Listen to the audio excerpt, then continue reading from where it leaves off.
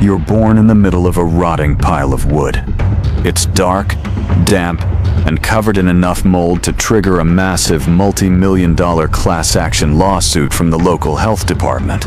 You look around, blinking through the thick, stagnant gloom, and see your siblings struggling desperately to escape their translucent, sticky eggs.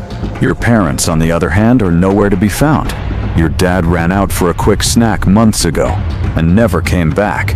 As for your mom, well, she cared, just not about you specifically.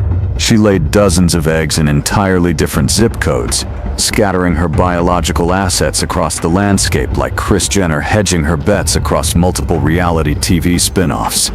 Most creatures get at least some kind of introductory tutorial when they're thrust into this cruel, unforgiving world.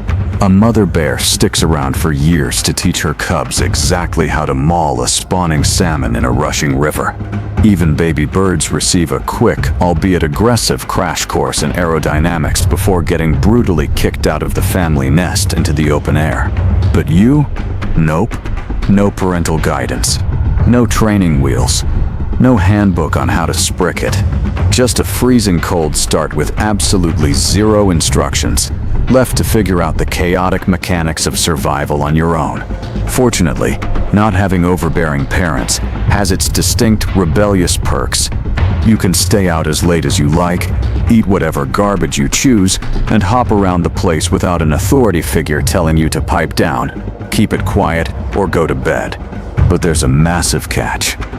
At this early, fragile stage, your freshly minted exoskeleton is as soft as a microwaved marshmallow. You have no hard armor, no chemical defense, and no venom. You're tiny, highly vulnerable, and frankly, pretty dumb. Your brain is nothing more than a microscopic cluster of neurons, trying to make sense of a massive world dot.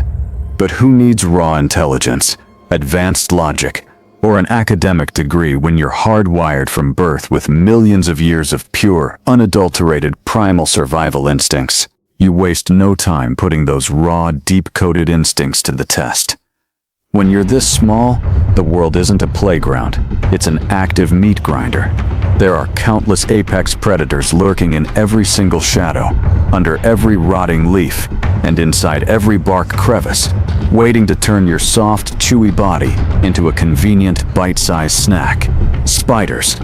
They'd wrap you up in sticky silk without a single moment of moral hesitation, paralyzing you with a quick bite and saving your liquidized insides for a rainy day.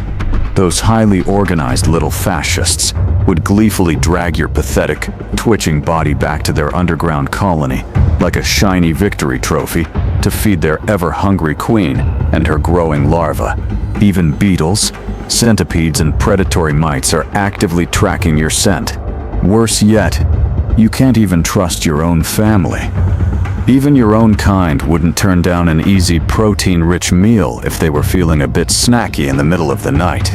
Matter of fact, if times got genuinely tough, resources dried up, and your local ecosystem experienced a brutal famine, you wouldn't hesitate for a split second to eat your own leg. That's right, you would literally consume your own living limb if you were hungry enough to justify the self-cannibalism. It's a brutal world where your own body parts double as an emergency rations pack. The only thing keeping your name off the local restaurant menu is a highly specialized, evolutionary biological defense system. Your uncanny, near-supernatural ability to sense impending danger and launch your entire body into the absolute void at a fraction of a second's notice. This life-saving mechanic is all thanks to two incredible assets: your long, hypersensitive, danger-detecting antennae that pick up the slightest changes in air pressure, and a pair of hyper-engineered spring-loaded hind legs that act like pressurized pistons. If it weren't for these two key evolutionary features, your baseline odds of survival in the wild would be significantly worse than that of a short-lived mayfly. Speaking of flies, while you can't technically fly because you lack wings entirely, the actual ground and air distances you can cover are nothing short of startling. Even as a fun-sized juvenile spricket, You are perfectly capable of hurling yourself across distances nearly 40 times your total body length. To put that into perspective, that's the human equivalent of jumping over a multi-story building in a single bound. This jaw-dropping athleticism doubles as a brilliant psychological defense mechanism. When threatened by a predator or a curious creature, you don't jump away like a coward. Instead, you hurl your chaotic body directly at the face of the perceived threat. You aren't doing this to engage in physical combat, mind you. You possess no stingers or fangs. You are doing it to thoroughly shatter their internal sense of peace, ruin their emotional stability, and make them question their life choices. And against larger creatures, this frantic, blind kamikaze tactic almost always works flawlessly. While your soft outer shell slowly hardens over time, you and the few surviving siblings that haven't been eaten or crushed yet hide out in the deep, protective crevices of the woodpile. For a few days, you do absolutely nothing but lay low, stay still, and wait for your skin to cure into a tougher shell. As a dedicated, non-picky, opportunistic omnivore, your dietary limits are defined solely by what you can physically jam into your chewing mouthparts. You aren't a majestic predator that stalks high-quality prey, nor are you a delicate herbivore that sips sweet flower nectar. You are nature's garbage disposal. This means organic plant matter, dead bug carcasses, decaying fungal matter, rotting leaves, and completely unidentifiable structural debris are all permanently on the daily menu. If it contains a single calorie, you will chew it. Because of this constant eating, you grow at an astonishingly rapid pace. You achieve this by adopting a strict, highly cautious nocturnal lifestyle. You spend your nights scavenging through the debris like a tiny, six-legged raccoon, and your days completely hidden away from the deadly sharp gaze of diurnal birds and lizards. Every single piece of rotting wood or dead mold you swallow moves your internal evolutionary dial a little bit closer to your ultimate biological form, true adulthood. It takes several grueling months and a series of agonizing, exhausting molts where you literally split your old skin down the middle and crawl out of your own skeleton. But you finally make it to the final stage.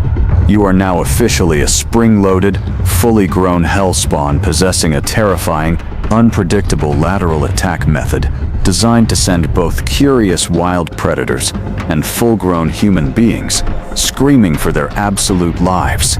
Let's look at the terrifying anatomical stats of your upgraded alt build. Body length, around 1.5 inches of thick, humped, aggressively spider-like body mass. Leg configuration, 6 unnecessarily long, highly articulated, spiky legs designed for maximum physics leverage. Front antenna, 6 unnecessarily long, highly articulated, spiky legs designed for maximum physics leverage. You have no wings to chirp like a normal, musical cricket. You cannot sing a sweet song to the night. Instead, your entire existence is silent, jerky, and erratic. You are, without a shadow of a doubt, the exact kind of creepy crawly that makes humans want to rip their own eyelids off and sleep with the lights burning bright for all of eternity. You are walking, jumping, twitching nightmare fuel. Congratulations on the massive rank up, you absolute demon. It's been long, chaotic months since you first wiggled your way out of that lonely egg in the woodpile. Honestly, between the endless, mind-numbing cycle of eating garbage, molting your skin, and hiding from giant things that want to liquidate your insides, you've been completely oblivious to the changing macro seasons of the outside world. The environmental shift in temperature has been incredibly gradual, but tonight, the true winter cold finally sets in with a vengeance. The dropping temperature chills your core in a profound way, slowing down your metabolism and causing your rear version to shudder violently in the freezing night air. Your standard woodpile shelter just isn't cutting it anymore. The frost is creeping into the logs, turning your childhood home into a frozen tomb. If you stay here, your bodily fluids will freeze solid by dawn. As you are desperately rummaging through the pitch-black darkness, searching for any localized thermal relief, A faint, warm stream of moving air suddenly piques your sensory attention. In this freezing, desolate wasteland, the unexpected warmth seems almost too good to be true. Without a single moment of intellectual hesitation, you take a massive leap of faith toward the source of the heat. Because your eyesight is absolute trash, rendering the world into nothing more than blurry blobs of light and dark, and laying low to freeze to death is simply not a viable option. You are forced to blindly navigate your way toward those incredibly toasty temperatures. Your sweeping front antennae brush against a structural foundation. Following the warm draft, they find a microscopic structural gap in the concrete foundation of a large human house. A tiny, overlooked crack, just wide and deep enough for your flexible, humped, wingless body to tightly squeeze through. The warm, humid indoor air draws you inward like a luxury tropical vacation drop planted right in the middle of a brutal winter. You crawl eagerly through the dark concrete labyrinth, completely intoxicated by the rising temperature. You pull your long legs through the narrow gap, leaving the cold world behind. But then, suddenly, you are violently snapped out of your sensory daydream by the weightless, stomach-dropping feeling of pure falling. You stepped off a hidden ledge. This is a physical sensation you are intimately familiar with. Like a gold medal Olympic gymnast who just botched a high bar routine, your natural survival reflex kicks in instantly.